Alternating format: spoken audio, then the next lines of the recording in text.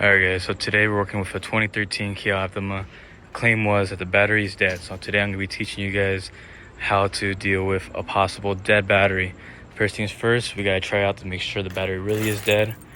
One thing I have to do is always confirm that the system isn't really screwed up. Like sometimes if there's an anti-dead system, so I like to lock it, unlock it, lock it, and unlock it. Sometimes the anti-theft system is on and doesn't allow you to turn on the vehicle. And then we can plug it in. Nothing. You can hear the starter slowly crank, so that means there is some type of issue possibly with the battery. So now I'm gonna go ahead and open the hood and we'll get a tester out to go see what voltage we got in our battery. One of my favorite tools I like to use to test batteries is this Klein tool right here. It's something I got from Lowe's. It's pretty cheap. So I set it on 20 volt here. We're just gonna really quick see what our voltage is at sitting. I did try turning it on, so I must have killed a lot of that battery. Red on red, black on black. Here we have 10 volts, which usually what that means is car can still turn on the electronics, but sometimes it's not enough to get the starter to engage. Usually it needs about 12 volts to engage a battery. Battery is only about 2 years old, 24, 25, 26. Oh, it's about 3 years old. Usually about the lifespan of a battery. It's about 3 years, usually depending on how cheap of a battery you got. This is more likely a cheaper battery. So 3 years is about the time period of when you want to replace a battery. I'm gonna start off by going ahead and jumpstart this vehicle, and we're gonna go ahead and see if we can get this car started today. Probably one of my favorite tools is this Loki Thor tool I got. I got a 2008 A1 with 150 PSI. Has a compressor to it and also a jump starter thing on it. I've had this tool for about 5 years and it's been working good ever since. I've definitely used this on many vehicles already in the past. So what I'm gonna go ahead and do is connect my red socks first. So you always want to put your red socks on, and then want to put your black boots on last. And when you're taking it off, you always take off your black boots first and then your red socks next. So now we're gonna let it just sit for a second, and I'm gonna go ahead and start the vehicle and see what we got here.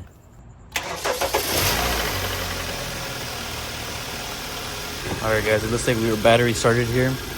Our box is showing that this says 14 volts, so it looks like our alternator is working fine. I'm gonna go ahead and let this connect for just another 10 seconds, and then I'm gonna go ahead and remove the black cable and then red cable. Again, this is a good tool to have right here because you don't have to do you don't have to fuck up another car by connecting it and possibly creating it, using the bad cables or whatnot. Here, this is pretty simple. If this is broken, it's pretty cheap, a cheap tool right here. Nothing crazy. Seems like our alternator is doing a good job.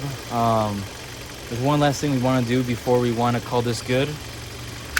So let's go ahead and close everything up here, and we're gonna go ahead and start driving to O'Reilly's. One thing I like to do after testing the battery and jump starting it, I like to go to O'Reilly's and have them really quick just make sure the hook up to the car, and just to make sure that the battery is still okay. Alright guys, we just took the Kia Optima here at O'Reilly's. I like to always, so usually after our battery dies and I have to jump start it, I always want to take it to a parts store and have them test it. So they tested it here at O'Reilly's and they told me that it was a bad battery. So good thing is the battery had a warranty at Walmart, so I'm going to go ahead and remove the battery as safely as possible, and we're going to go ahead and take it to Walmart. Alright guys, so we're back here at the engine bay here. So to remove a battery, it's pretty common sense. You want to remove the bolts. I always start off by the same thing I was telling you guys earlier: black shoes, red socks. I always take off the black shoes first. You always take off the boot first, and then you take off your red socks last. I guess in this case we have a bottom bolt that has a bracket in the bottom. You guys can see that bracket. It is down there. There's a bolt right there. It's usually a 10 millimeter. You just unloosen it up and this battery will come out. It just kind of holds it in place so it's not loose while you're driving.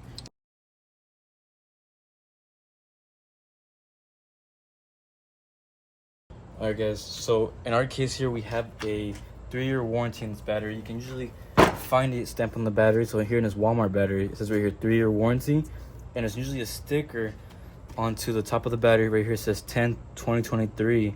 Today is 2026 and it's not October yet, so that means it's still under warranty. So we're gonna go ahead and take it back to Walmart, and then we're gonna have them give us another battery here, and pretty much the same way as this came off, you just reverse it back in there.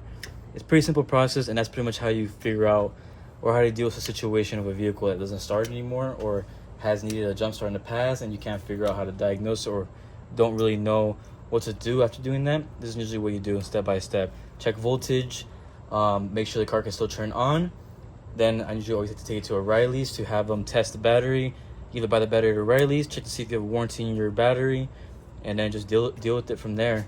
It's usually a pretty simple process. If O'Reilly's told you the battery is good, sometimes it's good to get a second opinion at an AutoZone.